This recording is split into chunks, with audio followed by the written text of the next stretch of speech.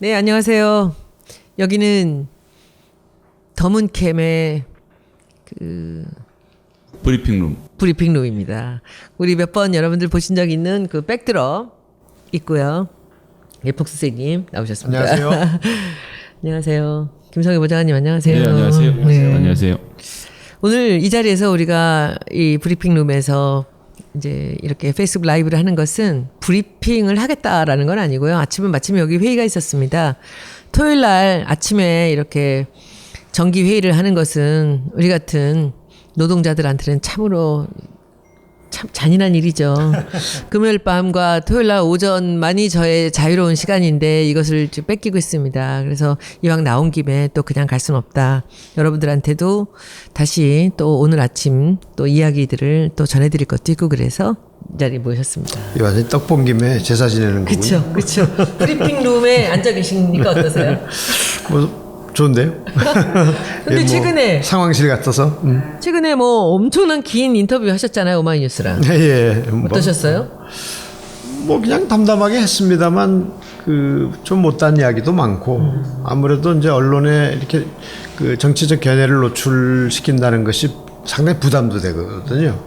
또 뭐 하다 보면 좀 적나라한 이야기도 했으면 싶은 게 있는데 또 캠프나 후보에 누를 끼치는 일은 없어야 되겠다 하는 네. 부담이 있으니까 하다 보니까 너무 평이롭게 된 것 같아서 그런데 뭐 비교적 잘 정리를 해주셨더라고요. 아니 괜찮던데요. 그리고 뭐 내용이 워낙 그 길고 아주 뎁스 인터뷰가 돼가지고 그 저는 깜짝 놀랐어요. 사진도 여러 장 되게 잘 찍었더라고요. 그 제 방에서 317호에서 인터뷰를 하셨는데 아주 감각적으로 그 이게 나무도 쓰시고 참 좋았고 특히 좀 강조하려고 하셨던 내용들은 어떤 거였나요? 글쎄요, 이제 그분들이 이제 궁금한 것이 그 문 대표를 어떻게 마케팅할 것이냐. 당신이 마케팅 전문가로서 캠프에 참여를 했는데 어떻게 말하자면 팔 것이냐 이런 이야기를 해서 저는 뭐 그런 이야기를 했습니다. 뭐 사실 선거가 시작되면 이번 선거가 뭐 특별한 상황이기 때문에 탄핵이 인용이 되면 딱 60일 아닙니까?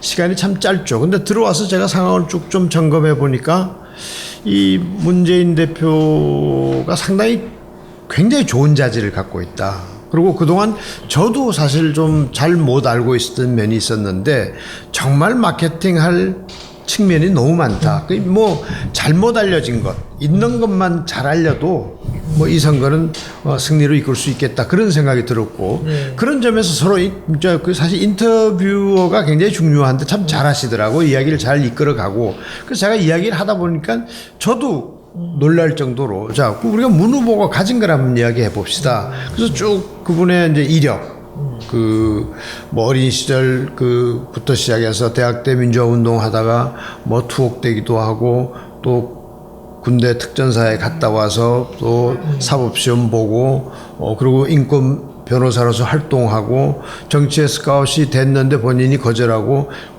예를 들자면 노무현 대통령이나 김광일 의원 같은 분은 그때 이제 YS의 제의에 응해서 정치에 갔는데 그 문재인 대표는 안 갔지 않습니까 처음에. 그리고 그 인권 관심이 변호사로서 없었어요. 정치에 전혀 변호사로 관심이 없으셨어요. 활동을 했고 그리고 이제 뭐 본의 아니게 정치에 끌려 나와서 대선 후보가 되고 또 뭐 참 안타깝게 실패를 했고 그 다음에 또 그 당권을 쥐고 당 대표를 하기도 했고, 네. 그리고 뭐 또 국회의원도 했고, 이런 그 일생 또 청와대 가서는 그 국가 경영에 깊숙한 곳에 참여하지 않았습니까? 뭐 민정수석을 2번이나 지내고, 게다가 티끌 하나 오점이 없었다는 거잖아요. 시민사회 그렇게 수석의 털었는데 예. 비서실장을 지냈다면 이게 그 짧은 시간에 그런 이력을 쌓는다는 건 참 개인으로서는 힘든 일이죠. 본인이 원치도 않았는데. 네. 그러니까 그런 이력만 보더라도 지금 선거판에 뛰어들리라고 예상되는 어느 후보하고 비교를 해도 그 경륜이라는 것이 참 돋보인다. 근데 그런 생각을 했는데 제가 그 이야기를 하면서도 저도 제가 이렇게 짚어가다 보니까 저 자신도 놀란 점, 또 이분이 만나보고 제가 느낀 솔직한 소회를 이제 이야기하는 과정에서도 이 양반이 참 그 인간적으로 끌리는 사람이다. 뭐 제가 사실 그렇게 그런 면에 매료가 됐고요. 그래서 사람이 사실은 마케팅이 아니라 그보다 더한 걸 하더라도 그 제품 자체에 공감이 가지 않고 그쵸. 매료되지 않고서는 그 제품을 마케팅할 수가 없습니다. 그러니까 이게 뭐 예를 들자면 최근에 있었던 마케팅 성공 사례 중에 아이폰을 들 수 있는데요. 특정 제품이라서 좀 어떤지 모르겠습니다만 우리나라가 핸드폰의 최대 생산국가 아닙니까? 세계적인 브랜드가 세 개나 있고 그랬는데 그래서 옛날에 핸드폰이라는 게 번호만 바꿔도 공짜로 주던 시절이 있었어요. 네. 근데 아이폰은 들어와서 있지도 않은 물건을 예약 판매하고 그것도 손님 줄 세워놓고 팔았다는 거죠. 그러니까 이 상품성을 가진 제품은 저절로 팔린다. 그런 건데 우리 문 대표는 이렇게 쭉 제가 리뷰를 뭐 제가 팔아야 되니까 리뷰를 해보니까 상품성이 너무 좋다. 또 제가 인간적으로 매료당할 정도의 인품을 갖추고 있고 또 여러 가지 경험 같은 것이 뭐 지금 이 시점에 대선 후보로는 가장 조건을 갖춘 게 아닌가. 그건 뭐 제가 이 캠프에서 일을 하게 됐다고 해서 드리는 말씀은 정말 아닙니다. 전 성격이 좀 직설적인 데가 있어서 제가 하기 싫은 말은 안 하는데 정말 그런 점을 느꼈습니다. 그래서 뭐 그 인터뷰를 하면서 저도 더 확신을 갖게 됐고 이런 후보는 그야말로 이런 후보를 통해서 정권 교체를 이뤄야 되겠다. 또 이룰 수 있다. 그런 자신감을 가지게 됐습니다. 예 선생님이, 예 교수님이 문바가 되셨어요. 불과 한 2주 만에 문바가 되셨는데 실제 그렇습니다. 제품력이라는 것이 모든 상품 마케팅의 항상 기본이고 그것을 감당할 수가 없어요. 다른 어떤 마케팅의 그럼요. 기법도 사기를 쳐도 그때뿐이고 그래서 여러분들 한번 궁금하시면 오마이뉴스 한번 읽어보시면 아주 내용이 충실하게 예 교수님의 생각이나 이런 것들 보실 수 있습니다. 혹시 어제 우리 경선 토론 보셨어요? 후보들? 네, 전체 다는 보지는 못했는데 약속도 있고 그래서 근데 생각했던 대로 나왔습니다. 어떡해요? 저는 네. 그동안 다른 후보들이 문재인 대표가 자꾸 토론을 회피한다. 네. 그러면서 집요하게 그것도 공격을 하지 않았습니까? 그 말들의 그 공격들의 저변에는 뭐가 있냐면 토론만 하면 내가 이길 수 있다. 저 양반의 실체가 드러날 것이다. 이랬는데 제가 참 혼자서는 그런 생각을 했어요. 저런 경험을 갖고 있는 양반하고 당신들이 토론해서 이길 수 있을까? 그랬는데 결국 그 토론의 내용을 보면 정말 맏형으로서 상당히 보듬어 가면서 가르쳐 가면서 또 이번에는 좀 달라지셨더라고요. 꼭꼭 집을 건 또 찝고 해서 그야말로 참 동생들 가르치는 형의 자세로 좋은 모습을 보였다는 생각이 들고 저런 토론을 앞으로 9번씩 더 할 필요가 있겠는가 하면 할수록 상대들이 더 후회할 일이 생기지 극명하게 않을까. 더 드러나는 거죠. 네, 이제 그래서 좀 안타깝더라고요. 왜냐하면 공격의 예봉이라는 것이 처음에 가장 센 공격이 나오게 마련인데 이제 꺼낼 거 다 꺼내놓은 것 같은데 별로 그렇게 감흥이 없었어요. 공감대가 별로 없고 그렇다면 하면 할수록 다른 후보들이 손해가 아닐까 조금 걱정이 되기도 합니다. 우리 김성희 보좌관은 보시면서 어땠어요? 저는 예 교수님 의견에 기본적으로 동의하고요. 어제 이제 특히 17분씩 네 후보가 돌아가면서 자유롭게 토론하는 과정을 만들어줬던 자체가 CBS의 전통이기도 한데 그러니까 이제 뭐 하고 싶은 대로 한번 해보라는 거거든요. 말 그대로 이제 17분. 무규칙 이종격 투기장을 딱 열어주고 선수가 들어가서 당신 나와서 한번 붙고 당신 나와서 이제 하고 싶은 대로 주도권 토론을 줬음에도 불구하고 그러니까 무슨 차별성을 보여줬나. 저는 그러니까 문재인 후보가 토론에 참여 안 한다는 것 자체가 어떤 마타도 성격이 강했구나라는 생각을 했고 안 하려고 미루고 있었다는 것도 말이 안 된다는 것을 어제 또 배웠고 그다음 공격 자체도 그래서 저 정도 그러니까 차이라는 걸 저는 그러니까 생각했던 것만큼 어느 일방이 압도적으로 앞서서 전체 경선판을 뒤집을 정도가 아니었는데 공격을 저 정도밖에 준비 못 해왔나 좀 아쉬움이 들더라고요. 공격하신 분들 입장. 그러니까 이제 저는 어제 보고 어떤 걸 느꼈냐면은 아, 문 대표님이 맷집이 굉장히 강해졌구나라는 걸 느꼈습니다. 근데 그분의 맷집은 제가 그 새정치민주연합의 마지막에서 늘 봤거든요. 왜 저렇게 당하시면서 그냥 저 자리에 있을까? 던져버리고 나가시지 왜 있을까라고 옆에서 제가 홍보위원장으로 들어가서 2015년 7월부터 12월까지 그 상황에서 정말 너무 심하게 이분을 흔들 때 봤거든요. 근데 그때 그것을 넘기는 걸 봤잖아요, 제가. 그래서 그때 12월 제가 5일 날입니다. 그때 우리 광화문 집회에 처음으로 국회의원들이 53명이 나갔을 때 그때 문 대표가 결단을 내리고 반응하시고 관훈 토론 나가서 그 얘기 하시는 걸 보고 그때부터 저는 문 대표를 믿기 시작했어요. 이 사람 믿어도 되겠구나. 근데 어제 토론에서 제가 딱 보고 역시 이 양반의 그 끈질긴 것 그리고 그 맷집이 점점 더 강해지는구나. 그리고 굉장히 많은 이걸 지킬 수 있는 무기를 장착하고 계시구나라는 걸 느꼈습니다. 그리고 저는 어제 뭐니 너무 재밌었던 건 최성 시장이었습니다. 이게 제가 보면요, 예 교수님 아주 재밌는 제가 얘기 잠깐 해드릴게요. 상품도 그렇고 사람도 그렇고요. 선거를 하려면 타고난 게 하나 있어야 돼요. 뭔지 아세요, 김성애 보좌관? 자기에 대한 사랑? 아니야, 그렇게 어려운 얘기 아니고 더 쉬운 얘기야. 자뻑? 이름이에요. 이름이요. 그 이름이 그 사람이 정치가로서 클 수 있는 그 제일 첫 번째 아주 한 20% 정도를 차지한다고 저는 봐요. 본명. 그런데 문재인 후보는 그 이름 면에서 굉장히 강점이 있어요. 맨날 문재아라고 맨날 평생에 저 별명이 어렸을 때부터 문재아였대요. 근데 문재아라고 불릴 지언정 그 이름을 기억하는 데 너무 좋은 거죠. 근데 예 선생님도 참 기가 막힌 거야. 이거는 성씨에 감사해야 되는 거죠. 성씨가 긍정적이죠. 맞아. 근데 그 집안의 DNA는 뭐 그렇게 그다지 긍정적이진 않잖아요. 저는 근데 저도 뭐 30여 년 네이밍을 가르쳐 왔는데요. 아, 진짜? 근데 부모가 지어주는, 그래서 제가 수업 시간에 그럽니다. 학생들 보고 자식들 이름 잘 지어라. 그렇지. 근데 미국에서 그런 예가 있거든요. 익명으로 영어 답안 시험지를 고등학교 선생님들한테 보내가지고 똑같은 답안지를 채점을 하게 했는데 아주 평범하고 좋은 이름을 가진 사람에 대해서 점수가 훨씬 높게 나왔습니다.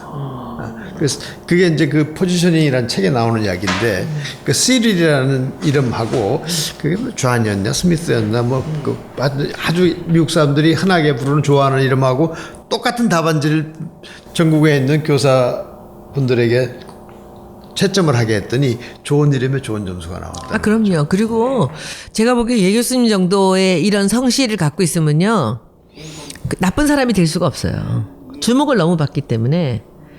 교회가 있어야 되는 거 아닙니까? 이게 왜냐하면은 키가 유별나게 커서 한 190이 넘는 사람이나 키가 유별나게 작은 사람들이 나쁜 쪽으로 못 빠져요. 왜냐하면 눈에 띄기 때문에. 근데 성씨도 그래요. 이름이 특이한 애들 있잖아. 4자짜리 이름들. 꼼짝도 못해요. 항상 제일 먼저 걸리고. 근데 이름은 근데 그게 변별력이거든요, 사실은. 그런데 어제 제가 최성 시장을 보면서 저분이 저게 본명일 텐데 어제 진짜 재밌었던 댓글 하나는요. 최성입니다. 죄송합니다. 근데 죄송합니다를 최성합니다라고 하는 거야. 누가 그거를 최성합니다. 제가 너무 돋보여서 최성합니다. 전 너무 재밌는 게 이 사람이 그리고 고양시장 할 때 늘 고양이의 이 인형을 쓰고 나와서 고양시. 그리고 고양이란 단어가 뭐뭐를 고양시키다가 있잖아요. 근데 저는 제가 어저께 그 최성 시장 지난번에 언젠가 한번 무슨 얘기를 워딩이 기사에 나온 걸 보고 너무 잘해서 제가 그거를 한번 링크를 시킨 적이 있었어요. 이분 굉장히 특이하다라고 하면서 한 적이 있었는데 제가 어제 이분이 나오는 걸 보면서 야, 이분은 처음에 우리가 왜 이 사람이 대통령 후보로 나왔는가, 경선에 나왔는가를 의아해했잖아요. 우리가 대선 후보나 아니면 경선 후보에 터무니없는 분들이 나오는 경우들이 있지 않습니까? 그럴 때 늘 봤기 때문에 이 양반이 무슨 욕심으로 나오는 게 아니라 그냥 한번 해보나 이렇게 생각을 했는데 어제 토론을 보고 확실하게 알았어요. 세상에 자기 자신의 존재감을 보여주는데 어디 이런 자리가 있어? 앞으로 8번이 남았어 또. 그럼 사람들은 모두 최성에 주목을 하는 거예요. 저는 최성 시장은 앞으로 이 정치가로서 앞길이 열렸다고 봐요. 어제 토론으로. 그분은 제가 볼 때는 원도 한도 없이 본인의 이미지를 각인시킬 수 있을 거예요. 그렇죠. 그게 이제 소위 그 경쟁 전략에 있어서 팔로워의 게릴라의 전략이거든요. 그렇죠. 근데 사실 선두주자는 얻을 것보다는 잃을 게 많습니다. 누구나로부터의 공격 대상이 되니까. 근데 이분은 누구나 공격을 할 수 있거든요.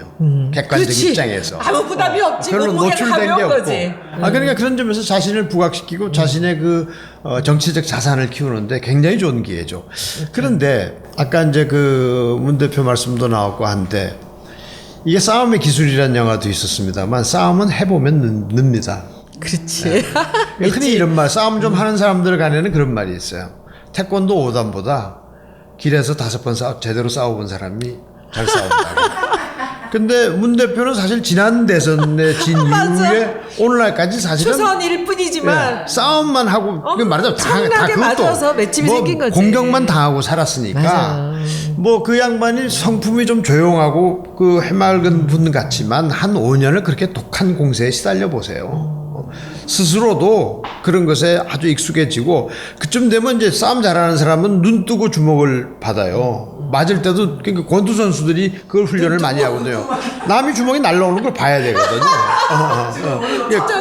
그런 정도로 이제 냉철하게 사태를 보고 하는 거죠. 그래야 이제 순발력도 생기고 최악의 순간에는 사실 뭐 토론이라는 게 뭐 타고 나서 뭐 세상 일을 만사를 다 하는 사람이 어디 있습니까? 지금 사실 그 토론 문화는 전 조금 걱정스러워요. 사실은 자기 스태프들을 전문가들을 같이 나와서 필요한 건 전문가들이 대답하게 하고 이런 시스템이 바람직하죠. 대통령이 무슨 세상 만사를 다 합니까? 맞아요. 잘 아는 사람을 데려다 쓰고 하는 거죠. 그러니까 이거는 완전히 퀴즈 대회하고 비슷한 거거든요. 그리고 뭐 어떻게 하면 상대방을 곤란하게 만들까 이제 이런 질문들을 하고 그러는데 이게 그 역사적으로 보면 이 TV의 토론이 시작이 1960년에 존 F 케네디하고 리차드 닉슨의 그 디베이트입니다. 그건 아주 뭐 선거가 정말 완전히 뒤집어졌죠. 그때 그 케네디는 지금은 뭐 신화적인 대통령이 됐지만 아주 젊은 후보고 그리고 이제 부잣집 아들이고 뭐 전쟁 영웅이긴 하지만 잘생기고 뭐 그런 점은 있지만 신출내기 정치인인데 그때 리차드 닉슨은 어떤 사람이냐면 부통령을 이미 2번이나 지냈어요. 노회한 사람이었죠. 아이젠하워 밑에서 부통령을 2번이나 지냈기 때문에 이 사람이 볼 때는 저기하고는 내가 게임이 안 된다고 생각을 한 거예요. 근데 그 존 F 케네디는 워낙에 집안 배경도 좋고 한 양반인데 일설에 의하면 그때 그 질문과 답을 다 알고 갔다는 거죠.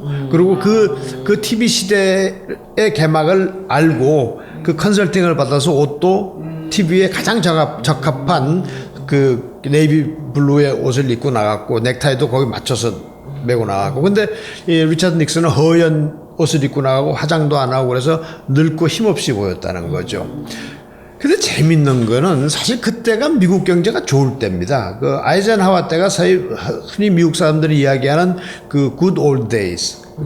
정말 좋았던 2차 대전 끝나고 나서 호황을 누렸던 때니까 사실은 그 공화당이 유리한 입장이었는데 그 케네디가 처음 탁 나와가지고 그 자기 이전의 시대를 굉장히 부정하고 지금 이 시점에서는 그 프론티아 정신이 필요하다. 개척 정신이 필요하다. 뭐 이래가지고 그냥 뭐 혜성같이 나타난 사람이 됐죠. 근데 이게 참 여담입니다만 그때 그 선거에서 떨어졌던 닉슨이 그걸 교훈으로 해서 그 다음서부터 그 TV 토론에 굉장히 신경을 썼어요. 그 다음에 대통령이 되죠. 결국 워터게이트 사건으로 이 사람이 이제 불행한 그 최후를 맞이한 대통령이 됐지만 그런 그 TV 토론에는 그런 일화가 있는데 하여튼 그 문 대표 이번에 보니까 정말 전 사실 그러리라고 생각을 했습니다. 양반이 그 정도 싸움을 해봤으면 이 정도 싸움에 그 경쟁 후보들이랑 사실 다 경험이 짧은 분들이잖아요. 저는 너무 어이가 없었던 게 저는 이재명 시장도 좋아하고 안희정 지사도 참 좋아하는 사람들인데 그 어느 쪽에서 나왔는지 모르지만 그 남자 박근혜라고 토론을 피하는 문재인 대표를 이렇게 지칭하는데 이 사람들이 좀 심한 거 아닌가라는 생각이 들었어요. 문재인이라는 사람이 금도를 넘죠. 박근혜하고 그 비교되는 사람이라고 그들이 생각하고 진짜 그렇게 생각하고 있었을까요? 한번 어제 토론에 대해서 싸움에 대해서 할 얘기가 있는 것 같은데 우리 뭐 남자 박근혜라고 캠프에서 만들진 않았겠죠. 근데 이제 댓글들이 그렇게 된 거죠. 네, 그 일부 댓글들은 보니까 특정 지지자인 척하고 들어와서 다른 후보를 심하게 욕설을 해서 그 특정 지지자로부터 정남이 떨어지게 하는 뭐 작업을 하는 댓글들도 보였고, 또 그에 비해서는 또 좋은 댓글들을 달려는 분들의 움직임도 많이 보여서 하여튼 좀 흥미로웠는데요. 그러니까 정책 토론회를 하자고 하면 정책을 토론하면 되는데 이게 약간 청문회 분위기로 흐른다거나 뭐 말을 자르고 들어간다거나 이런 것들은 좀 안 했으면 좋겠어요. 이건 지금 당내 경선이라서 물론 당내 경선도 치열하긴 해야 되지만 충분히 침착하게 치열하게 할 수 있거든요. 그럴 정도의 정치적 역량을 가지신 분들인데 거기서 그렇게 공격적으로 하는 것은 의도를 가지고 하는 것이고, 근데 그거는 그렇게 하면 안 되죠. 그렇게 하면 지지자들끼리 들끓게 되고 그것이 결코 이 경선 과정에 플러스가 될 리도 없고, 지금은 뭐 더구나 탄핵도 결정이 나지 않은 상황이라서 좀 그런 점은 좀 우려가 됐었습니다. 이 점잖지 않은 공격, 그 입에 올리기에 참 그 부끄러운 정도의 그 워딩을 쓰는 것은 사실은 본인의 품위를 떨어뜨립니다. 본인한테 이익이 안 됩니다. 요즘에 특히 이제 그 뭐 홍준표 지사나 전 최근에 지사나 이런 분들의 지금 저는 그 양반 TV에 나온 걸 보고 뭐 아군 적군 관계를 떠나서 야 어떻게 저런 단을 입에 올리나 딱 이래요. 그 뭐 저도 경상도 사람입니다만 즉위대장이 뇌물 먹고 자살한 사람 아닙니까? 그걸 옆에서 몰랐다면 깜이 아니지. 딱 요대로입니다 워딩이. 야 이게 법률가였고 정치가였고 또 지금은 지방 행정을 책임지고 있는 관료이고 대통령을 꿈꾸는 사람 입에서 그런 정도의 단어가 나왔다. 그 양반의 참 영혼이 전 걱정스럽고. 제가 보기에는 그 지난번에도 한번 잠깐 말씀드렸지만 지금 정치판에는 문재인 백신이라는 게 존재하는 것 같아요. 그러니까 약발 떨어지면 문재인을 맞아. 그러니까 약발이 떨어지면은 문재인을 끄집어내서 진통제로도 쓰고 어떤 사람은 뭐 원기왕성제로도 쓰고, 그러니까 뭐 누구나 다 아쉬움은 문재인을 끌어다 써요. 좋은 거죠. 좋은 거예요? 때로는 짐승만도 못한 사람도 되고. 전번에 어떤 후보는 저도 개인적으로 좀 아는 분인데 과거에 민주화 운동 했던 분이고 텔레비에 나와서 출마 선언을 했다고 해서 저 양반은 또 왜 나오나 그랬더니 누구 다 돼도 문재인은 대통령이 돼서는 안 됩니다. 그 출마하의 변이 왜 그런 건지 자기 이야기를 해야지. 그 얘기 해야 주목이 되고 뉴스가 되거든요. 야, 문재인을 씹었다. 그 심지어는 뭐 과거에 같이 했던 일에 대해서 선 총리 후탄핵이냐 선탄핵 후총리냐 문제를 가지고 뒷북을 치고 남을 공격하고 한솥밥을 먹던 처지들에서. 근데 그게 그분들이 알아야 되는 게 그런 네거티브는 본인한테 네거티브가 되지 공격 받는 사람에게는 별로 네거티브가 되지 않는다는 점을 깨우쳐야 됩니다. 그리고 이제 지지율이라든지 이제 압도적으로 이제 지지를 받고 있고 여러 가지로 한쪽으로 몰린다라는 느낌이 드니까 약간 좀 발작적으로 그러는 것 같아요. 다른 그 경쟁자들이. 근데 그런 식으로 하는 것이 맞겠냐고요. 저는 어저께 그 최성 시장이 또 돋보였던 거 하나가 자기 스스로의 존재감을 위해서 그렇게 했을 수도 있지만은 그 자기가 궁금해했던 거, 이 사람은 정말 누구한테 물어봐도 되는 거야. 누구를 상대로 해도 되는 거죠. 근데 그런 면에서 사람들이 궁금해하던 것, 국민들이 그냥 보편적으로 의아해하거나 궁금해하던 것들을 질문하잖아요. 전 그 사람의 그 태도도 참 전략적이었다는 생각이 들고. 그러니까 그분은 그야말로 언더독 효과를 누리게 될 겁니다. 그렇지요. 근데 그 모진말 하는 분들은 언더독 효과도 못 누려요. 소위 언더독 효과라는 게 개싸움에서 밑에 깔린 개를 이야기하는 건데 밑에 깔린 개를 사람들이 응원하게 되거든요. 제가 일어서서 다시 되물어 주기를. 그래서 그런 약한 상황에 놓여 있는 사람을 지지하게 됩니다.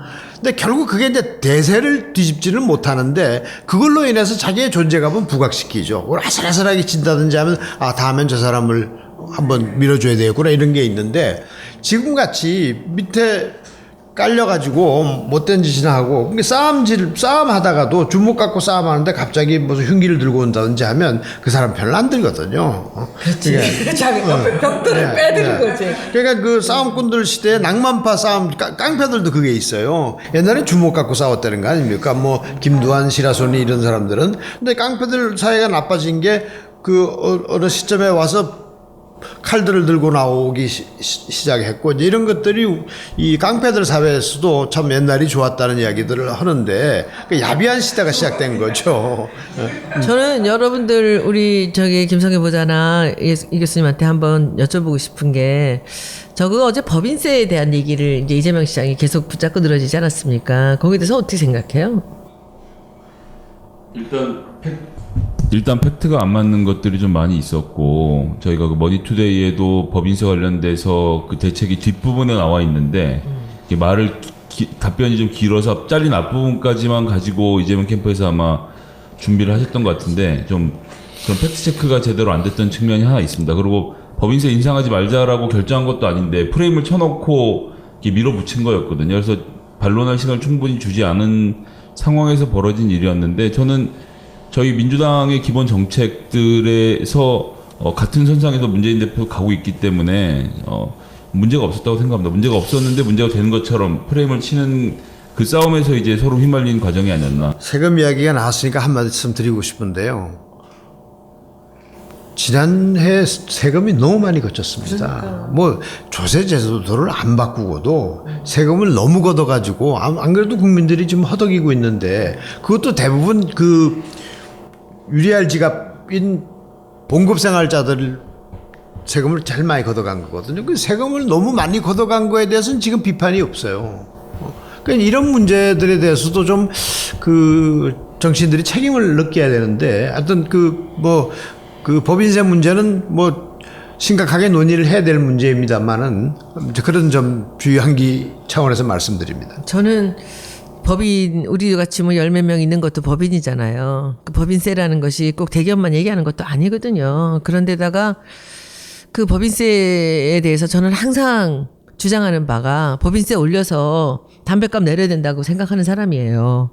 그리고 진짜 마지막까지 담배값 원상복귀 해야 된다라는 거를 항상 저는 주장을 해요. 소주값도 내리고 세금이 그렇게 서민들한테 가는 그런 직접적인 그런 그 가격을 올리고 세금 올리면 안 된다는 생각을 항상 하는데 법인세에 대해서도 굉장히 많은 얘기들이 있고 많은 생각들을 하고 자료도 많이 받고 총선 때도 많이 얘기를 했죠. 그런데 저는 어제 어떤 생각이 드냐 하면은 이렇게 토론회에 나와서 문 대표께서 법인세를 내리지 않겠다고 한 것들도 아닌데 그런 공격을 하는 것이 너무 의도적인 게 보이는 거예요. 마치 이 법인세를 얘기해서 그렇게 프레임으로 몰아서 그 덮어 씌우기 식으로 문재인은 법인세를 내리려고 하지 않는다. 뭐 재벌하고 무슨 그 재벌의 개혁도 하지 않는다. 뭐 이런 얘기들이 나오는 것이 그 상대방이 그 표를 얻고 싶은 어떤 대상이 있는 게 아닌가? 이게 너무 의도적으로 보였어요. 그 따지고 보면요. 같은 당 후보들 아닙니까? 그러면 정당이라는 것이 비교적 같은 당 사람이면 그 공약이나 정책이라는 것이 그렇게 멀지 않습니다. 근데 지금 사실은 경선판에서 그런 문제를 가지고 너무 상대방을 공격하는 것은 어차피 같은 기조로 나가야 되는 건데 좀 한건주의로 그런 이야기를 하는 것은 참 바람직하지 않다고 생각합니다. 그리고 지금 사실 경제 관련돼서는 지금 해결해야 될 게 너무너무 많거든요. 근데 계속 법인세 얘기를 붙잡고 이렇게 늘어지는 게 저는 제 생각에는 제 느낌에는 뭔가 너무 의도적이구나라는 느낌이 좀 들었다는 거고요. 그리고 이제 이 대목에서 좀 말씀을 드리면 요즘에 우리 주진영 선생하고 했던 경제 알아야 바꾼다 책을 이제 마지막 이제 점검에 들어가서 3월 말이면 책이 나올 것 같습니다. 우리가 1월 6일 날 방송을 시작해서 한 달을 방송을 하고 그리고 한 달을 이것을 녹취하면서 글을 정리해서 책이 이렇게 급히 나오는데 저는 그 과정에 13번의 그 강좌를 통해서 그리고 지금 이제 제 질문 쪽을 이제 다 따듬고 있느라고 제가 참 많이 바쁜데 너무 많은 걸 알게 됐어요.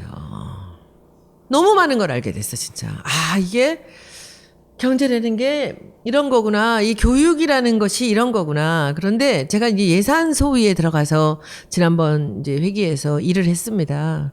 제가 문화부 예산과 교육부 예산을 들여다보면서 느낀 게 있습니다. 우리가 그 예산만 제대로 쓰면요. 절대로 우리나라 예산 모자라지 않아요. 전 줄여도 된다고 생각해요. 이 예산 중에 결국은 최순실의 국정농단에서 나중에 보면 이 문체부에서만 거의 1조 가까운 돈을 1년 반, 2년 사이에 그 돈을 챙겨갔다는 거 아닙니까? 콘텐츠진흥원이니, 그리고 K스포츠니, 미르재단을 통해서 뭐 재벌한테 돈을 받았다는 게 아니라 그 많은 단체들, 재단들을 만들면서 한다는 거죠. 그리고 실제로 국회 예산들이 어떻게 쓰이고 있는 날 보면요.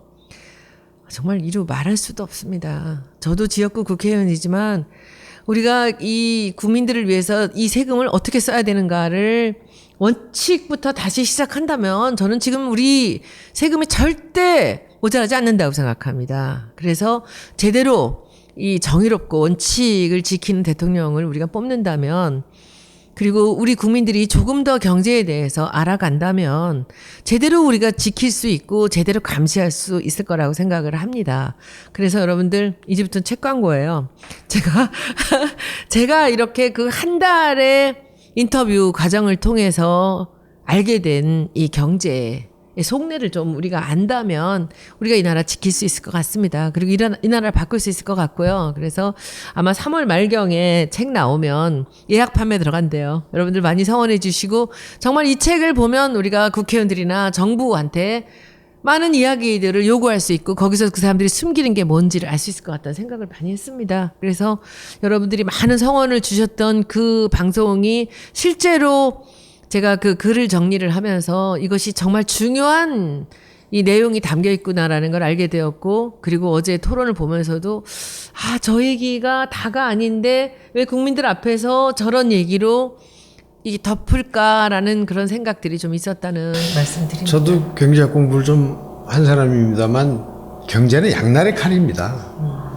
이게 선거 때만 되면 왜 세금 이야기가 나오겠어요. 세금이 주요 공약이 하나인데 그건 뭐냐면 어떤 진영은 난 부자들한테 세금을 좀 많이 걷어가지고 서민들을 위해서 많이 쓰겠다는 이야기를 하는 것이고 또 보수 진영 그게 대부분 조금 진보 쪽 생각이죠. 근데 보수 진영의 논리는 부자들 세금을 계속 덜 내게 하겠다. 근데 우리는 지금 소득의 양극화가 아주 심화되어 있는 나라 아닙니까? 근데 이게 이제 과거에 세금 폭탄 이야기가 있었죠. 그 세금 폭탄 이야기 때문에 사실은 보수 결집을 불러일으킨 과거의 사례가 있습니다. 뭐 그건 선거 때는 아닙니다만 강남에 세금 폭탄을 터뜨리겠다. 그건 뭐냐면 부자들한테 세금을 많이 걷어가지고 좀 어려운 사람들을 돕겠다는 게 굉장히 상징적인 메시지고 굉장히 그 영향력은 있겠지만 사실은 부자도 국민이고 서민도 국민이죠. 그걸 정말 타협을 잘해서 가능하면 불만은 줄이고 뭐 아무래도 좀 더 버는 사람이 세금은 더 많이 내야 되겠지만은 그걸 편가르기용으로 또 선거 때 아주 민감한 이슈로 그걸 선거공학적으로 이용하는 건 좀 바람직하지 않다고 생각합니다. 그리고 뭐 세금이 우선 우리 경제알바에 나오는 얘기 중에서 보면요. 우리가 이제 건물을 갖고 있고 월세를 받는 사람들 있지 않습니까? 그러니까 아무 노력하지 않고요. 자기가 건물을 갖고 있기 때문에 거기에 있는 세입자들한테 월세를 받는 사람들 중에 몇 프로나 세금을 낸다고 생각하세요? 내야 될 것보다 훨씬 덜 내죠, 우리나라는. 훨씬 정도가 아니고요. 제가 보기에는 반도 안 될 겁니다. 월세 수입자 중에서 제대로 세금을 내는 사람들이 반이 뭡니까? 그러니까 집을 하나를 갖고 있어요. 그 집을 월세를 줬어요. 근데 그 월세에 대한 세금을 안 내는 거지. 차라리 건물을 많이 갖고 있는 사람은 이제 그 임대사업자로 등록을 해서 세금을 뭐 어쩔 수 없이 내는 경우들도 있지만 그 안에서 세금 포탈이 너무 많다는 거죠. 그러니까 있는 사람들은 세금을 안 내도 되는 피할 수 있는 여러 가지 장치가 있어요, 우리나라는. 예를 들면 지난번에도 말씀드렸지만 공시지가. 아니 건물 값이 있는데 왜 공시지가라는 걸 정해서 적게 책정을 해서 세금을 조금 내는 거예요. 집 있는 사람들이. 거래가가 20억인데 공시지가가 9억이에요. 말이 됩니까? 그럼 9억에 대한 세금만 내면 되는 거예요. 30억 있는 사람도 마찬가지입니다. 그런데 실제로 작은 아파트들 들고 있는 사람들은 아파트는 공시지가가 제대로 돼 있어요. 진짜 부자들은 건물 같은 것들 그리고 단독주택 안 돼 있고요. 공시지가가 터무니없이 반 이하로 낮습니다. 그러면 그 세금을 반 이하로 줄여주는 거예요. 그러니까 우리나라 사람들이 돈 좀 여유 있는 사람들이 집을 자꾸 사는 거예요. 세금이 적으니까. 근데 예를 들자면 미국은 주택 보유세가 어마어마해요. 미국에서 제가 집 샀다 다 팔았잖아요. 그러니까 세금을 당할 수가 없어요. 그렇게 해서 쓸데없이 집을 자기가 살지도 않는 집을 사지 못하게 하는 거죠. 살려면 돈 내라. 엄청나게. 관리비까지 내는 자. 아니 임대를 줬는데 관리비까지 주인이 내야 돼. 그래서 미국 그게 조세, 미국이야. 미국 조세 제도가 어떤 면에서는 우리보다 사회주의적인 요소가 훨씬 많습니다. 강하죠. 훨씬 강하죠. 월세로 우리나라 지금 많이 바뀌고 있잖아요. 저도 미국에서 월세 많이 살아봤는데 월세 살면 하다못해 형광등도 원래 주인이 와서 다 갈아줘야 되는 거고 뭐 수도꼭지 고장나도 주인이 와서 다 갈아줘야 되는데 우리나라 월세에서 누가 주인한테 전화해갖고 저기 수도꼭지 물 안 나오는데 와서 좀 뚫고 가셔 이렇게 얘기를 할 수가 없잖아요. 그러니까 이게 모든 게 없는 사람들한테 불리하게 돼 있고 지금 뭐 이 담배 말씀하셨는데 담배세도 지금 이제 담배를 하루에 한 갑 피는 사람을 기준으로 해서 이 사람이 1년 동안 내는 사람이 서울 시내 50평짜리 아파트 갖고 있는 사람이 내는 이 주택세랑 돈이 똑같다는 거예요. 그러니까 이게 매일 한 갑씩 피니까 그냥 모르고 넘어가는데 50평짜리 아파트 가진 사람이 내는 세금이 적든가 아니면 담배세 자체가 많든가 이런 거 아닙니까? 이게 말이 안 되는 거죠. 아파트 한 채 세금으로 담배를 피고 있다는 게 이 기호품에게 서민들에게 이렇게 해서 몇 조 증세를 했는데 결국 그러면 흡연율이 줄었느냐 기재부가 얘기한 것처럼 그것도 실패했어요. 그러고는 오만 그 돈 가지고 TV에다가 그 폐 사진 보여주고 담배 피지 말라 그러는데 이게 막 애들도요 막 뭐 하지 말라고 소리 지르면 애들이 안 하니까 이걸 좀 더 구체적인 프로그램을 만들어 정말 그 담배를 끊고 건강하게 사람 만들어준 정책을 한 것도 아니고 그냥 세금 올리고 끝난 거예요. 그리고요, 전 세계가 다 제가 담배 레종이라는 담배를 제가 디자인을 했기 때문에 제가 아는데 이 담배에 거기에 담배가 건강에 해롭다라는 문구가 그 외국 같으면 3분의 2가 들어가야 돼요. 로고 자리 빼놓고는 다 그 얘기예요. 이 폐암으로 썩어 문드러진 폐를 보여주고 막 이빨이 다 빠진 걸 보여주는데 그것이 우리나라에서 그 규제를요, 이 정부와 위정자들이 나서서 그 경고 문구나 경고의 면을 줄이는 작업을 한답니다. 한국이 전 세계에서 그 경고 문구가 제일 작은 나라예요.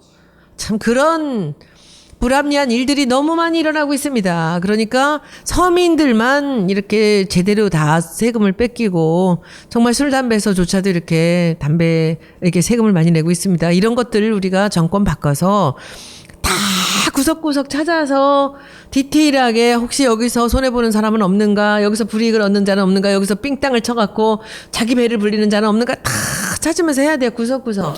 그러니까 세금이고 뭐 사회 모든 일들이 공정하게 이루어져야 됩니다. 그렇죠. 그게 정말 사실 이 정권 교체를 통해서 우리가 이뤄내야 될 가장 중요한 가치라고 생각을 합니다. 근데 오늘 주제가 럭비공처럼 우리 맨날 주제 없어. 오늘 이거 우리 한번 보여드리려고 했는데 지난번에 우리 더문캠 로고 만들었잖아요. 그래서 이제 여기 보시면 대표님 또 옛날 지난 12년 대선 썼더니 또 너무 잘생겼다고 또 난리 나가지고 제가 요새 최근에 그 광화문에서 우울한 사진 넣었는데 그래도 뭐 이 포스가 이제 딱 나오죠. 그리고 또 이런 건 뭐예요? 이름이 좋으면은 정치가로서 유리하다. 그 인물이 좋은 것도 이것도 유리해요. 기분 나빠. 옛날 케네디가 그 덕을 많이 보지 않았습니까? 그렇죠? 이분 대표님 잘생기고 죄인은 아니니까. 그래서 저는 이제 더하고 문캠 사이에다 이런 식으로 그림을 넣었고요. 다음 거는 이 중요한 시기에 이거 오퍼레이터 어디 갔습니까? 응? 그래서 이제 이 더는 제가 지난번에 설명했지만 더불어민주당의 더도 될 수 있고, 그리고 이제 우리가 아는 그 문재인이라는 사람을 딱 지칭해서 이제 이 맷집이 그 강해져서 다시 이렇게 이제 두 번째 도전을 하는 더문을 얘기하기도 하고요. 그리고 더 준비 많이 되어 있는, 더 준비되어 있고, 더 공정하고, 더 정의롭고, 더 믿을 수 있는 사람이라는 걸로 더를 쓸 겁니다. 다음은요? 그리고 여기 이제 캠을 빼고 더문해서 이제 특전사 때 입었던 옷 그때 사진은 아니고요. 이게 한 불과 2년 전 사진인데. 이걸 사람들이 자꾸 조작했다고 하는 것 같던데. 어떻게 조작을 해? 아니 그러니까 뭐 포샵 같은 걸 한 걸로 생각을 하는데 이게 실제 사진이잖아요. 실제 사진인데. 근데 이 자세가 굉장히 좋거든요. 그래서 이 지금. 새끼손가락 같은 거 얘기들 많이 하는 사람들이. 그런데 제가 몇 가지 이제 만들어 갖고 이제 그 카톡으로 보내드려요. 이렇게 하려고 합니다. 이렇게 하려고 합니다. 이 사진 제일 좋아하셨어요. 이게 총 좀 잡아본 솜씨입니다. 그쵸? 이게 그냥 해서는 안 되거든요. 그러면서 우리 또 특전사 출신 우리 당의 김민기 의원이라고 있어요. 특전사입니까? 공수부대죠. 더 센 거 비슷한 건데 그 양반이 이걸 보시더니 뭐라 그러냐면 참 어렸을 때 배운 건 이렇게 딱 총만 주면 그대로 나온다네 자세가. 자세가 나온다 그러죠. 어릴 때 기억했던 건 이렇게 나온다고 하는데 이 팔이나 손이나 손가락의 각도 같은 것이 그냥 나왔다는 거죠. 근데 이게 사실은 동영상이 있는데 이걸 보면요. 2년 전에 하신 거라 이렇게 엎드려서 총을 겨누고 있다가 일어나는데 굉장히 둔하십니다. 젊은 아들같이 막 일어나는 게 아니고 그래서 보고 한참 웃었습니다. 그래서 이 더하고 문 사이에 이제 이런 식으로 작업을 할 거고요. 그래야 연식이 있는데. 그리고 이제 더하고 문 컬러도 바뀌고 아이씨 이런 식으로 이제 우리가 해나갈 겁니다. 그래서 이 사실 로고는 더불어민주당도 마찬가지였지만 활용이 굉장히 좋아야 돼요. 활용해서 우리 더문 그다음에는 이제 더문캠이 우리 베이직 이름이죠. 그래서 뭐 어떤 분들은 그렇게 얘기를 해요. 뭐 더불어민주당의 로고를 너무 그 칼라랑 이렇게 쓴 게 아니냐. 아니 더불어민주당이니까 후보 중에 한 분인데 다른 뭐. 분들도 저는 다 쓸 수 있다고 보고요. 그리고 여기는 쓸 수 있는 요소가 많습니다. 그 우리 깃발도 있는데 저는 깃발은 사실 안 썼거든요. 자유당 그쵸. 깃발 빨간색 갖다 쓸 수도 없는 겁니까? 거고. 그건 뭐 자유롭게 하면 되고요. 저는 선의 경쟁을 했으면 좋겠다고 항상 말씀을 드립니다. 그리고 이제 더 문캠입니다. 여기 영어로 더를 쓰고 문캠. 캠프를 쓰지 않고 캠을 쓴 이유는 캠프보다는 문이 더 중요하지 않습니까? 그래서 두 자로 되는 것이 이제 용서가 되지 않아서 제가 캠으로 줄였습니다. 그리고 아시다시피 우리나라 네이밍은 세음절이 최고입니다. 아, 그렇습니까? 저는 모네같이 그림만 그릴 뿐이고 우리 예 교수님은 가스통 바실라르 같이 예술론을 쓰셔요. 그러니까 저는 그냥 막 하면은 뒤에서 뒷바라지 다 논리를 만들어서 예술론을 써주세요. 그리고 더문 캠에서 캠이 딱 닫히잖아요. 네. 제록스. 어머 같이. 세상에 뭐니? 네. 아니 그건 뭐 글쎄 저는 수련만을 그리겠습니다. 너무 웃긴다. 모르고 그냥 하는 거고. 끝? 네. 그래서 이렇게 해서 이거 이제 빼주세요. 그래서 이거 지난번에 보고 드렸던 거 지난주에 여기 와서 했습니다. 저희 교수님하고. 그래서 우리 그때 이 문을 이렇게 뒤집어서 고무로 했다라고 해서 또 많은 논란이 있었는데 저는 사실 문자를 뒤집으면 곰이 된다는 것이 굉장히 재밌었습니다. 그래서 몇 분들한테 다 여쭤봤는데 너무 기발하고 아이디어하다라고 했고 또 우리 뭐 당근 실화에도 나오지 않습니까? 곰하고 호랑이가 들어갔는데 끝내 버티다가 성공을 하고 이루는 것이 곰이고 그리고 그 괜히 싸우는 동영상 올렸다가 또 많은 욕을 먹었는데 1997년 9월 달에 그 월간 조선에서 그 선물로 그 북한 그 싸움 동영상을 선물로 줬습니다. 그때 나왔던 건데 제가 뭐 북하고 내통하고 있다고.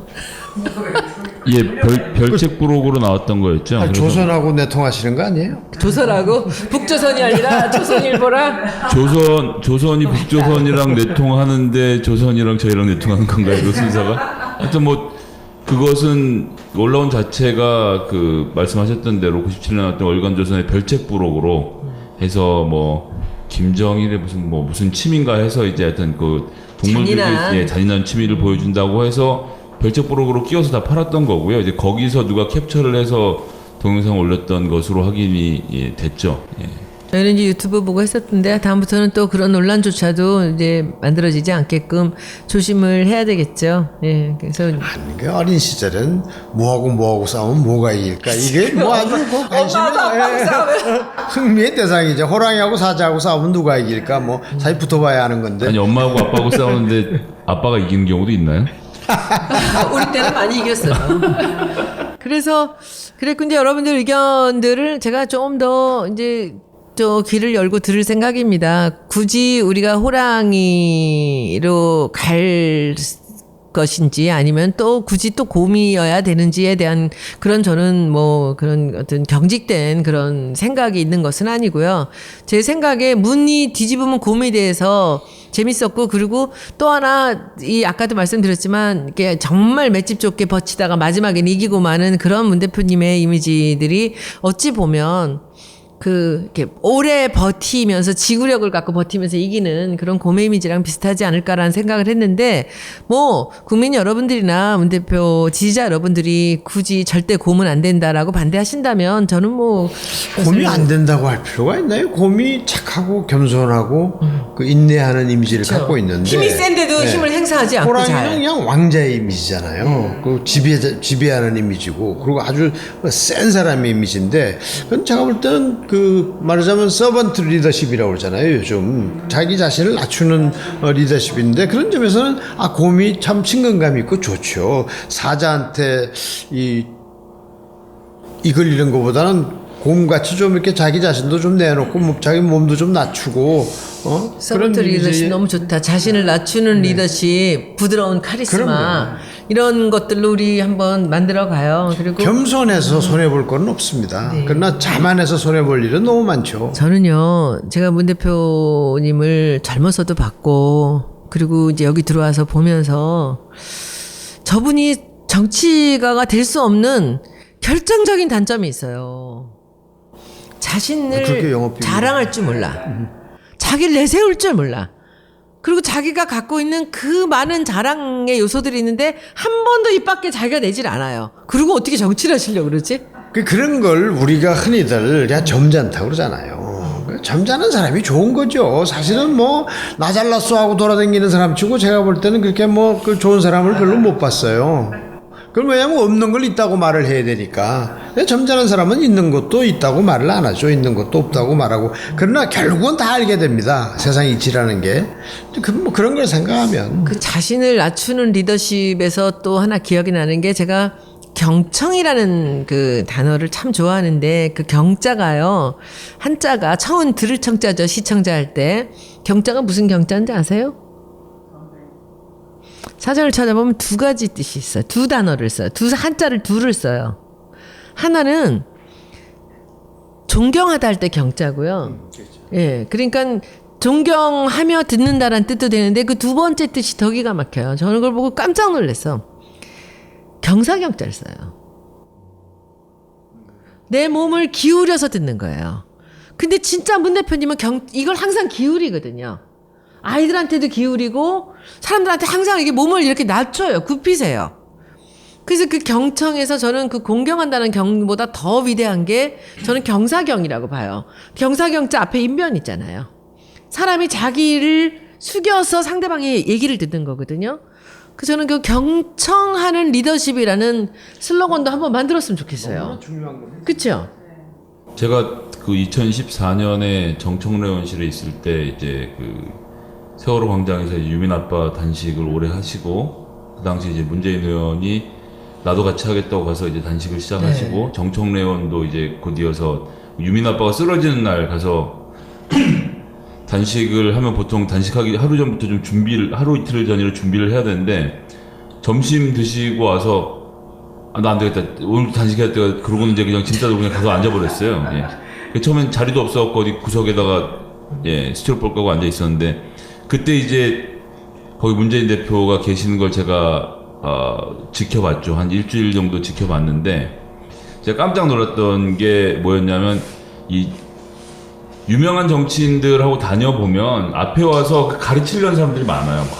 지금 이 난국을 타개할 수 있는 3가지 비기가 있는데 지금 내 얘기를 잠깐 들어봐라. 뭐 이런 사람들이 되게 많이 오는데 아니나 다를까 거기도 이제 단식하러 앉아서 이제 막 뭐 3일 4일 지나가면서 이제 계속 기력이 떨어지는데 자기 얘기를 꼭 들어야 된다는 사람들이 그렇게 몰려드는 거예요. 몰려드는데 뭐 보통 이제 어떻게든 이제 못 하게 하는 노력을 이제 저희들은 하죠. 비서관으로서 하는데 문재인 대표는 그걸 듣더라고요. 근데 듣는데 1시간 동안 한 것을 끝까지 들어. 그러니까 1시간 동안 한 걸 제가 봤는데 정말 뭐 들을 얘기가 없어요. 그냥 들었는데 그냥 들어.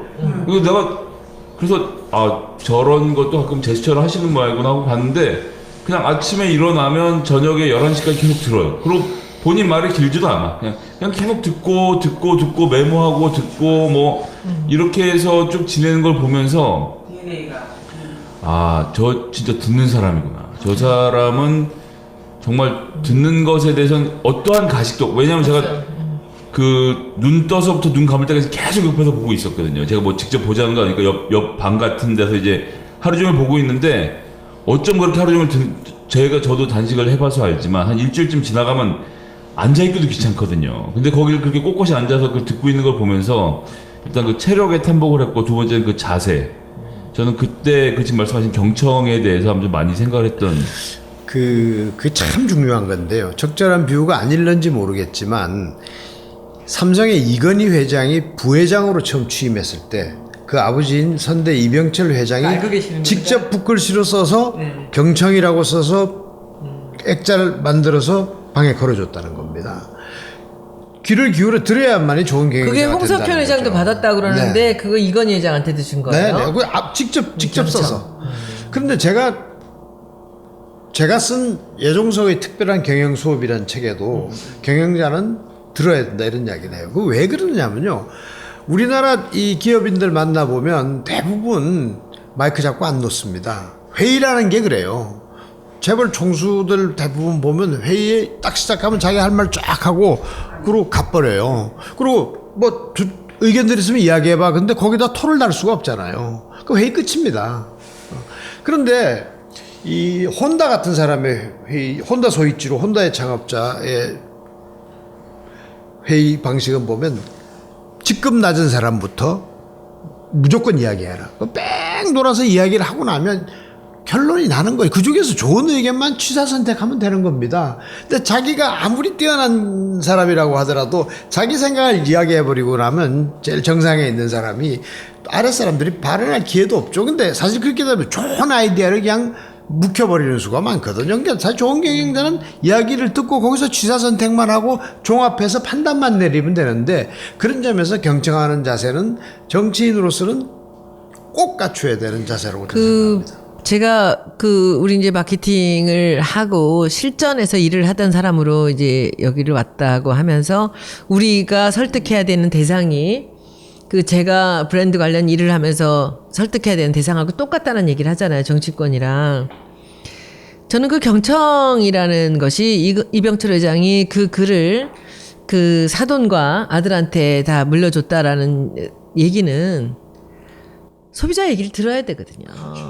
그걸 듣지 않고 나와서 갤럭시 7이 나오는 거거든요. 그게 바로 마케팅입니다. 마케팅이에요. 그게 바로. 그러면 사람들의 얘기를 그냥 듣는 게 아니라 귀 기울여서 듣는 정도가 아니라 내 몸을 낮춰서 그 사람들 얘기를 듣는다는 거예요. 경청이라는 게. 경사경자를 써서 내 몸을 기울여서 상대 얘기를 듣는다라는 얘기같이 실제로 정치가가 가져야 될 덕목은 저는 없다고 생각합니다. 그런데 그 단식 얘기 나왔으니까 여기서 이 대목에서 얘기 한마디 꼭 하고 가야 돼. 저는 그렇지 않은데 저는 아니에요. 그 여자들 중에서 남자들이 수염을 좋아하는 여자들이 있어요. 그래서 기르는 모양이군요. 아니 그게 기르는 게 아니고 우리 친정 어머니가 그렇게 수염을 좋아했어요. 아버지는 수염이 없어. 근데 우리 어머니는 어렸을 때부터 이 면도를 이 수염이 많아서 이거를 깎아서 퍼렇게 되는 게 그렇게 섹시하대요. 어머니는. 그런데 우리 직원 중에 하나가 가화 씨가 수염을 너무 좋아해요. 그래서 이 친구는 이태리 전시 같은 거 이렇게 갈 때 보면 정말 인물도 없고 머리카락도 없고 그런 젊은 애가 있는데 여기 수염이 이렇게 이렇게 수염이 그것도 깍 깎았어. 근데 이게 수염이 많은 애들을 너무 좋아하는 거야. 근데 그 가와 씨가 하는 얘기가 있어. 아니 가와 씨 하는 얘기가 있어. 수염도 그냥 수염이면 안 된대요. 여기서부터 이게 연결되는 부분이 뭔지 근데 까다롭네 그것도. 문 대표님이 이 수염이 예술이야. 수염이 예술이야. 그것을 언제 봤냐면 단식할 때. 이것이 수염이 하얗게 센 머리, 이 수염이 여기서부터 연결이 돼서 수염이 이렇게 나는 거예요. 너무 지나치게 문과적 성향을 보이시는 거예요. 아니야. 그게 아니라. 저는 수염을 좋아하지 않는다 그랬잖아. 저는 그런 데 관심이 없어. 전 남자 인물에 관심이 없는데, 우리 친정어머니가 수염을 좋아하시고, 수염 있는 남자 좋아했는데, 우리 어머니도 그러더라고요. 수염이 연결이 돼야 되는데, 이게 모양이 여기서부터 여기만 나는 수염 아무 소용 없고 여기만 나는 거 아무 소용 없대. 이것이 다 연결이 돼서 이게 구렛나루가 살아있어야 된대요. 좋으면 별게 다 이뻐 밴다. 아니 근데 진짜 문 대표님 그 수염 많은 사진 한번 보세요. 그것을 제가 몰랐는데 그 댓글들을 보니까 그 수염을 남자들이 너무 부러워하는 거예요. 저 수염 좀 보라고. 이 수염이 여기서부터 연결되는 그 수염 얘기. 죄송합니다. 오늘 괜히 주말에 수염 얘기. 수염 마케팅을 해야 돼. 혹시 수염 예? 수염 있어요? 수염은 남자들은 있죠. 다 있지. 수염 다 있잖아. 파랗잖아 저렇게. 그런데 지금 내 말 인정하죠? 남자들이 이게 연결이 여기서부터 돼서 이것이 전체가 가득 차는 수염이 이게 그래서 쉽지 않은 왜 모양이야. 서양 미국 영화 같은 거 보면 주인공들이 가끔 그 면도를 며칠 안 해서 이렇게 삐져나온 게 터프가 참 멋있게 보이는 게 있거든요. 근데 대체로 한국 사람은 그게 안 됩니다. 털이 몇 가닥 안 되기 때문에 근데 간신 수염 같아. 우리 당의 국회의원이었던 그 사람 중에 그 또 너무나 유명한 수염이 있어요. 몰라? 그 필리버스터 했었잖아요. 필리버스터. 예, 기억났어요. 나 그때 너무 웃었어. 그 5pm 쉐이드라 그러나요? 오후 5시가 되면 이렇게 이게 올라오는 사람이 있는데 예, 김광진 의원도 김광진 예. 의원이 하루에 2번 면도하는 사람들이 그렇지. 있죠. 그 사람이 그런 사람이 5시가 되는데 너무 웃기는 게 처음에 1시간, 2시간, 3시간이 되니까 여기가 거먹게 그림자가 지기 시작하더니 5시간씩 접어드니까 확연하게 검어졌어요. 서 있는 채로 그냥. 근데 또 거기 또 얼굴이 너무 까마면 수염이 좀 덜 살아. 까무잡잡하죠. 근데 김광진 전 의원 수염이 또 굉장해요. 필리버스터 동안에 완전히 무슨 이렇게 슬로우 비디오 같이 수염이 이렇게 생겨나는 걸 우리가 다 봤거든요. 무한도전의 황광희도 수염이 무한도전의 황광희도 보면 수염이 그래요? 이제 촬영하는 중에 잘하더라고요. 연결돼요? 예, 그런 것 같아요. 오늘 제목 듣고 남자의 수염 그 수염 얘기를 제가 그 단식 얘기하니까 그 단식 하실 때 면도를 안 하셨는데 그때 그 하얀 수염이 여기서부터 이렇게 났었던 거 기억이 나요. 저도 그 TV에서 그 사진 본 기억납니다. 오늘은 그냥 두서없이 이렇게 해서 또 토요일에 우리 또 그 여러분들께 이렇게 주말이니까 예, 캐주얼하게. 주말 했습니다. 이제 마지막 한마디씩 하고 끝내죠. 글쎄요, 전 뭐 그 첫 번째 토론을 보고 나서 뭐 저는 기대했던 바입니다만 이제는 안심할 수 있다. 그리고 참 그 믿고 맡길 수 있다. 뭐 경선 과정은 크게 걱정할 게 없겠다라는 생각이 들고, 그리고 저분들 경쟁자들도 조금 그런 걸 알고 서로 조금 그 토론 분위기를 좀 생산적으로 만들었으면 좋겠어요. 너무 공격적이고 같은 당 내에서 하는 것보다는 서로 자기 자신의 장점을 좀 돋보이게 하는 게 좋은데, 남이 실수하길 바라고 남을 공격하고 그런 것보다는 서로 좀 그 격려 차원에서 또 뭐 그분들도 좋은 이미지를 쌓아서 또 다른 기회를 노려야 되고, 뭐 그 중에는 그런 기회를 생각하고 나오신 분도 있는 것 같습니다만, 아무튼 그래서 토론회가 국민들 눈에 좀 좋게 비춰줬으면 하는 생각입니다. 저는 어제 뭐 라디오여서 파급력이 없지 않느냐 뭐 이런 식의 hin란들도 있었는데, 뭐 페이스북 라이브 보셔서 알겠지만 뭐그 시간당 그러니까 동시 접속자가 10,000명을 왔다 갔다 하면서 정말 많은 분들이 보셨다 생각하고요. 그리고 이제 23일 동안의 경선 과정에서 토론 이제 10번 하거든요. 어제 한 번 했으니까 9번인데, 이제 오마이뉴스에서 또 23일에 오마이뉴스에서 내일 모레 한 번 더 하고 나면 이제 경선 탄핵이 결정된다는 전자에 그 뒤로 8번을 합니다. 8번을 하는데, 이제 중요한 것은 4번은 권역별 가는 곳마다 이제 호남 권역, 영남 권역 이런 식으로 이제 권역별로 방송사들이 이제 그 지방 방송들을 합쳐서 그 지역의 콘텐츠에 맞는 거라 해서 4번 하고, 그다음에 KBS 한 번, MBC 한 번, 그다음에 종합이니까 뭐 KBS랑 MBC랑 합쳐서 한 번, 그리고 종편 종합해서 한 번 이렇게 하거든요. 그러니까 2.3일에 한 번씩 하는 건데 토론이 이게 부족하다라고 하는 것은 저는 이것은 말이 안 된다 생각을 하고, 저희 당 지지자들 입장에서는 그렇습니다. KBS하고 MBC가 어떤 곳입니까 지금? 여기가 정상적으로 공정하게 방송하는 기능을 갖고 있는 데입니까 지금? 근데 거기에다가 KBS 한 번 주고 MBC 한 번 주고 KBS, MBC 종합으로 한 번 주는 것이 정말 우리 후보들을 잘 검증할 수 있는 토론회인가? 저는 횟수가 많다고 해서 후보가 제대로 검증된다고 생각하지 않고요. 이 이상 할 수도 없고, 이 토론회라는 게 하루 준비해서 하루 나가서 하는 거라서 이틀을 전부 다 하는 건데, 오히려 이 대국민 접촉의 면이 줄어드는 점들, 이게 무슨 뭐 토론회 수를 뭐 더 줄여야 된다 이런 말씀 드리는 거 아닌데, 이미 다 정해져서 가겠지만, 지금까지 문재인 후보가 토론을 피해왔다는 것 자체가 얼마나 이 허구인지를 저는 좀 설명드리고 싶은 거예요. 10번의 토론도 부족하다고 하면 저는 모르겠습니다. 어떻게 더 해야 되는지 모르겠고, 그리고 본선에 가면요, 다른 정당들과 또 이걸 할 겁니다. 근데 뭐 이미 분위기는 이번 민주당 경선이 사실상 선거인 것처럼 해서 많은 국민들 관심 가져주시는데, 전 이런 과정을 통해서 좀 앞으로는 좀 더 생산적인 토론이 되기를 좀 희망을 해봅니다. 근데 이게 좀 듣기에 섭섭한 분도 있을지 모르지만, 이 싸움이라는 것도 급수가 맞아야 하는 겁니다. 그러니까 그 급수 안 맞는 사람이 자꾸 싸우자 그러면 참 그건 난처 하거든요. 근데 뭐 어저께 보니까 뭐 그런 급수 차이가 확연하게 느껴지고, 그래서 뭐 저거 계속 해서 좀 국민들을 지루하게 만들면 안 되겠다는 생각은 드는데, 하여튼 토론이 좀 이슈별로 다룬다든지 해서 좀 재미있게 갔으면 좋겠습니다. 저는 뭐 어제 그 페이스북 라이브에서만 그 정도였지, 지금 문 대표님 페이스북에서만 벌써 37만 뷰예요.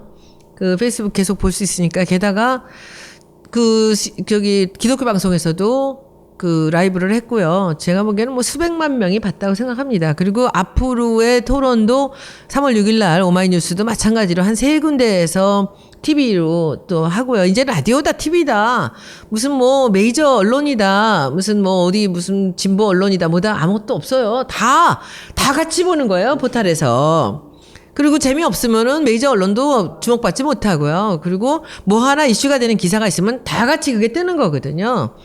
지금 같은 때, 저는 토론이 걱정이 좀 되는 게, 저는 재미없어질까봐. 그러니까. 어저께 다 나왔는데, 그 얘기 또 물어볼 거 아니에요. 그 얘기 또 물어볼 거 아니야. 그럼 대답은, 문 대표님이 준비해 놓은 대답들이 여러 가지가 많이 있었을 텐데, 어제 다 못한 거 다음에 또 대답하면 할 말 할수록 문 대표님 유리합니다. 근데 질문하는 사람은 그 이상 질문할 게 없습니다, 이제는. 법인세 어떻게 할 거냐? 뭐 예산 어디서 어떻게 할 거냐? 뭐 어떻게 할 거냐? 그러면 토론이 지나가는 데 따라서 점점 더 갈릴 거라는 거죠. 그리고 그 국민들은요, 그 토론자들의 질문과 대답을 보면서 자기 나름대로 판단을 하는 거예요. 갈수록 최성 시장은 점점 떠뜰 거예요. 나중에 가서 저 사람은 우리 경선에서 정말 꽤 많은 표를 얻을 것 같고, 저 사람은 이번에 가장 큰 수혜자가 저는 최성 시장일 거라고 봅니다. 앞으로의 토론에서 이 사람은 얼마나 신납니까 지금. 헤어스타일 꼭 조언을 해드리고 싶어요. 헤어스타일 얘기하다 보면 안희정 지사가 여기서 하이카라로 이렇게 나왔다가 지금 다시 앞을 털고 나왔잖아요. 맞는 거거든 그게. 그리고 그 지난번에 이상한 캐주얼로 세타 같은 거 입고 나왔다 다시 양복으로 바꿨잖아요. 제가 보기에 대선 후보들은 양복 입고 나와야 됩니다. 그쵸? 무슨 양복을 어떻게 입느냐 문제지, 거기서 이상한 옷을 갖고는 그건 페이크예요. 과거에 점퍼 입고 나와서 화제를 불러일으킨 분이 있죠. 이번에도 그렇죠. 또 나올 것 그거 같은데. 웃기는 거죠. 저는 그럴 필요 없다고 보고요. 그리고 대통령에 나간다라고 생각한 사람들은 예의를 갖춰야죠, 국민들 앞에서. 그리고 저는 제가 국회의원 생활하면서도 이 단추 위에 이렇게 안 잠그고 풀고 다니는 사람이 있으면 막 뭐라 그래요. 그 국회의원 돼서 그 정도도 못하고 다닙니까? 답답해요. 답답하면 간둬야지. 그게 예의잖아요, 국민들 앞에. 그래서 그 여자 국회, 여성 국회는 마찬가지입니다. 저는 이렇게 카라가 없는 거는 제가 본청 갈 때는 안 입어요. 항상 어떤 식으로든 저는 카라가 입는 거를 입어요. 뭐 여성 국회의원들 다들 잘하고 계십니다. 그런데 대선 후보자가 나오면서 뭐 튀려고 하는 거는 이해가 되지만 뭐 이렇게 저렇게 뭐 다른 방법을 쓰는 거는 저는 옳지 않다고 보고요. 그리고 안희정 지사도 앞머리 내리니까 훨씬 더 젊어 보이고 잘생긴 얼굴이 돋보이지 않습니까? 그리고 문 대표님도 이게 염색이 원래 염색하는 걸 굉장히 싫어하시는데 사람들이 하도 난리를 치니까 옆에 염색을 좀 했는데 여기 줄이가 있었어요. 근데 이거 다 정리해서 다시 하시더라고요. 그리고 그 기본 아닙니까? 안경테를 또 바꾸라는 얘기도 많이 사람들이 했던 것 같아요. 문 대표님이 단호하게 얘기하시더라고요. 이걸 바꾸기 위해서 바꾼다는 것이 무슨 의미가 있느냐. 이거나 큰 차이 없다면 난 그냥 가겠다. 그게 맞거든요. 사실이. 그렇죠? 그러니까 자기가 지킬 것들은 지키면 되고요. 너무 그리고 인위적인 건 뭐. 그렇죠. 사람들의 얘기를 들어서 그것이 옳다고 생각하면 그렇게 하면 되는 겁니다. 그래서 우리 보는 사람 입장에서는 재밌죠. 익사이팅하고 그리고 거기서 서로 공격하고 수비하고 하는 것이 재밌지만 또 우리 캠프 안에 들어있는 사람 입장에서는 저걸 저렇게 계속 반복적으로 해야 되나 이런 게 조금 걱정이 됩니다. 그래서 여러분들도 어제 굉장히 마음 졸이면서 또 즐기신 분도 계실 것이지만은 앞으로 또 우리 최성 시장 보는 맛으로 또 저는 재밌을 것 같아요. 우리 토론이 시장님 나중에 밥 한번 사주십시오. 고향시 가면 연락하겠습니다. 아마 토론을 타당 후보들이 열심히 볼 것 같아요. 공부하려고. 오늘 방송은 여기서 마치겠습니다. 수고하셨습니다. 주말 잘 보내세요.